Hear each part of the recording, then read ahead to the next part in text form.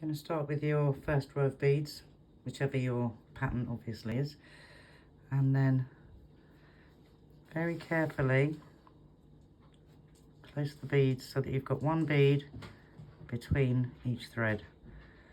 So, and to start with, it is a little bit difficult to get it going, get that each bead in the right place, but once you do, there you go, like that. Oops. There we go. One in each place, and then you pull through all the way through and leave a nice long tail here, because I'm going to tie that tail to the end of my bead loom just temporarily, because I would like to sew in my ends. I don't tie knots as I go. I sew all the threads back in, so we've got no little knots on the outside showing at the end of our work, because I don't like that. So yeah, all the way through, and kind of push up as if, almost as if you're going to push up through the bead and out, so that you kind of scrape across the top of each bead. That way, sorry, dodgy fingers. Scrape up through the top of the bead as if you're coming up through it, so as not to go down underneath this thread. So you want them all to sit on top, and then pull that through and tighten it like that. So you're going to pull both ends a little bit tight, and then I'm going to attach this tail end to my loom, just so it stays in place. For this pattern, I only have the chart, like a PDF. So I just count down and count along my beads how many of each colour I need. Some of your patterns may come with one of these, a little chart telling you how many for each row and all that sort of stuff. But this particular one doesn't. So if you don't feel confident to do it without the chart, really do check your patterns before you buy them. But I'm quite happy and confident to cut mine, extend mine, you know, make it up as I go along.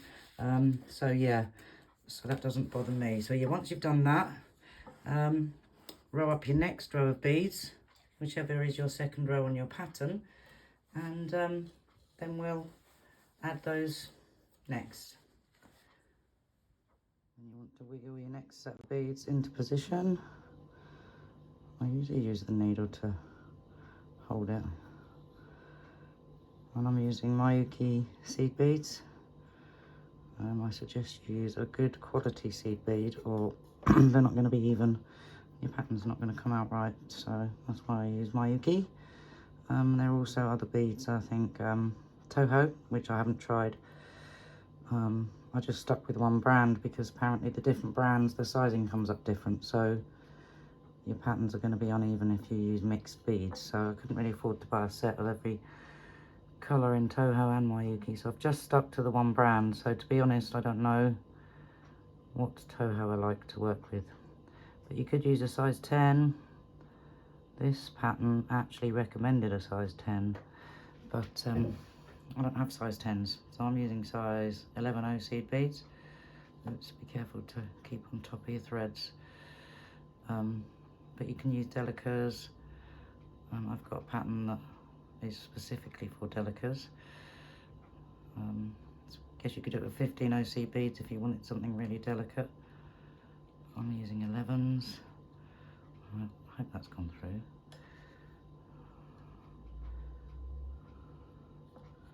This way, yep. Don't want to tangle my thread because I'm using an awful lot. 2 wingspans. I don't want to have to add thread, but right, and then give that a little tug. And at this point, I will tighten up this thread just a tiny bit. I might even put it that way. It stays tight. I don't want it to get tangled on anything. Yeah, that's a bit better. Just for now. Keep that thread out of the way. Right, and then we've got to do the next row. Next row for me is 1, 2, 3. There we go. Right, so I'm sure you don't want to see me pick up my beads.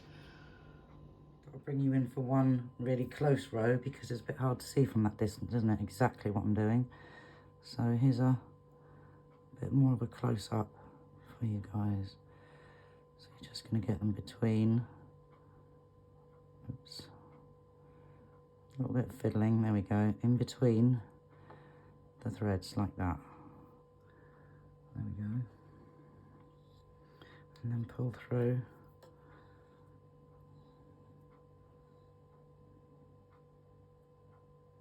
Pull it a little bit tight like that, not too tight, you don't want to distort these, but you do want to make sure there's no loops of thread sticking out the end, otherwise that's going to still be sticking out the end of your work. So, and then get into the top of these beads and try and angle it slightly upwards as if you're almost going to poke up through the beads, you know, like that, and just slide it along the top of those beads, being absolutely sure to make sure that bottom thread is not caught by the needle and that none of the beads are under the line of the thread.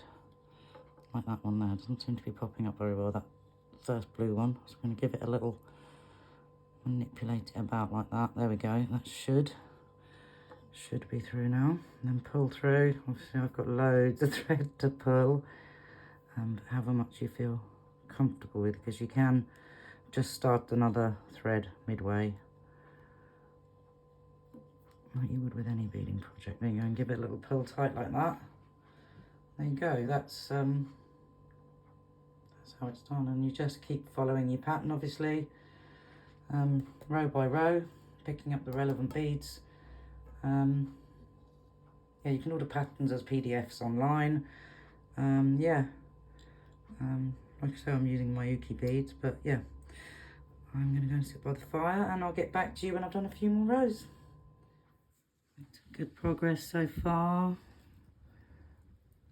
And just keep going, just literally keep going until you have added every bead, every row of your pattern. So it does get easier, they do pop into place a lot easier once you've got a few rows going, like so. And you usually can hear them, says she, they sort of pop and you hear them pop into place and you'll know.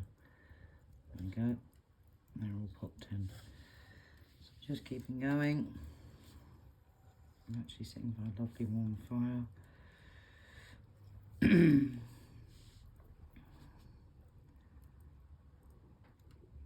One of those things that I find incredibly therapeutic and relaxing. I know a lot of my friends say, oh my goodness, that would frustrate me, drive me crazy, too fiddly, you know. It's not everyone's cup of tea.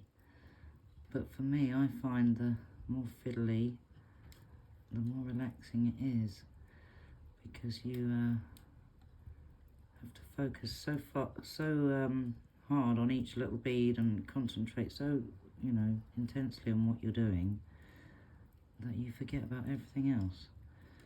All everyday troubles just disappear out of the window.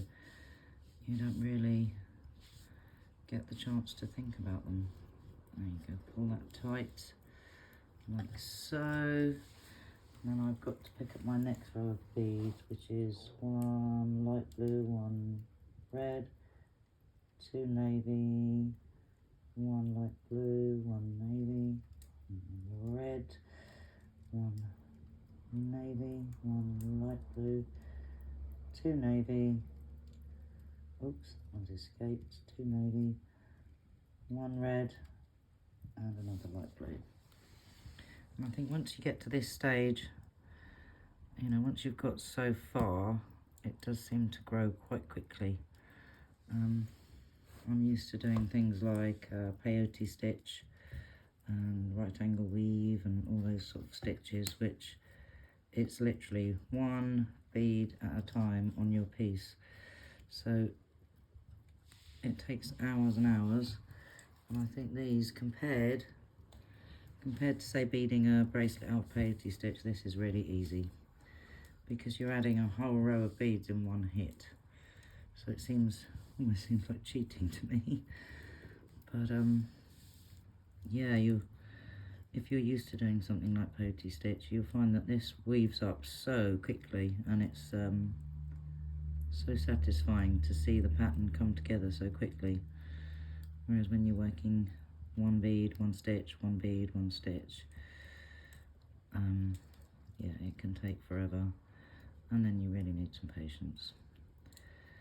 But for this, I find it grows so quickly, a bit like the difference between knitting and crochet. Crochet builds so much quicker than knitting. I think loom work, yeah, you're building a whole row at a time. So yeah, I find it very relaxing and therapeutic to have to focus so hard on them. These ones don't want to go through. The further away I work from it, the harder it is for me to see, but I can't get up so close when I'm trying to video for YouTube, for you guys, so you can all see what I'm up to. There you go, and that is another row. Then once you start to build, the rows fit together a lot easier than they do at the beginning, and yeah, lovely pattern. I love it. It's starting to grow. So yeah, just keep going like that. Keep picking up your rows of beads in the appropriate pattern arrangement, and just keep going. Yeah, maybe a little tea break here and there, but keep going, and I'll meet you when I've got a bit further. Probably at the end, and then we can finish off, show you how I tie all the knots in and how I finish my end.